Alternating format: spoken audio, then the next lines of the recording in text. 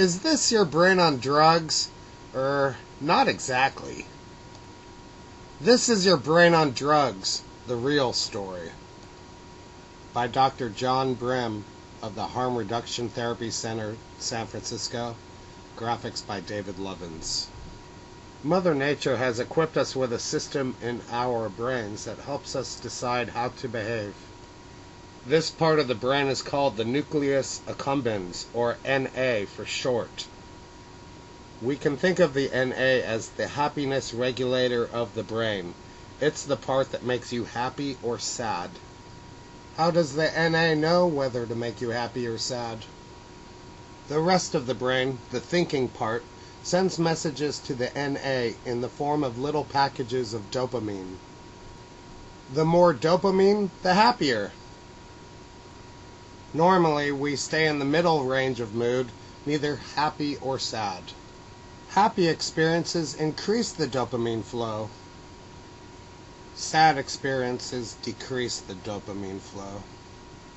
When something good happens to us, like getting an A on your report card, the brain sends a message to make us feel happy, so we'll want to do it again.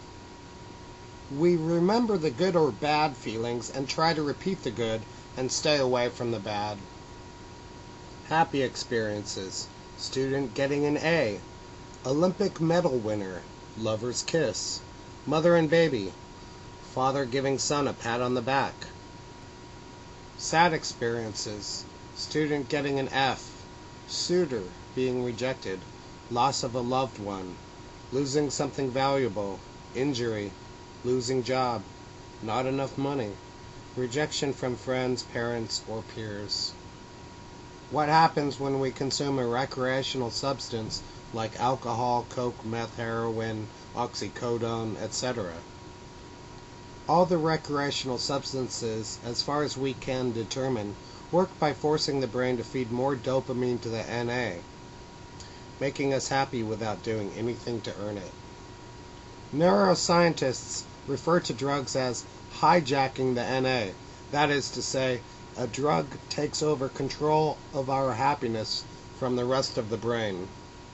Drugs hit the pedal like a 10-ton weight. So what's the problem? The body knows this isn't normal and thinks the spring has gotten too weak. So it beefs up the spring so that it takes more drugs to get the same effect. Another way of looking at it is Mother Nature doesn't like to be fooled. She made our brains a certain way and she gets upset when we tinker with that. It is not natural to be so happy.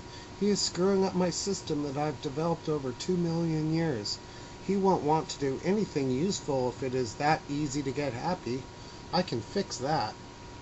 So it takes more and more for the drug to get the same effect. There are two ways to go from here.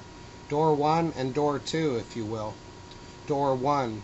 Many people realize that they were going down a bad road and pull back on their drug use, limiting the amount they use or stopping entirely. Door 2. Some people push on and continue chasing the high. So what's wrong with door number 2? Well, it gets very expensive, it gets dangerous, it puts you at risk of DUIs, arrest, robbery, etc., and most people won't want to be with you if you become a hardcore dope fiend or drunk. Does door number 2 make you happy? Only in brief bursts. The rest of the time you're scrambling like crazy to fight off dope sickness or the shakes. The end. New videos answering these questions are coming. Keep watching. Questions for further consideration. Why do some people take door 1 and others take door 2? What can I do if I took door 2 and it's making me and those I love miserable?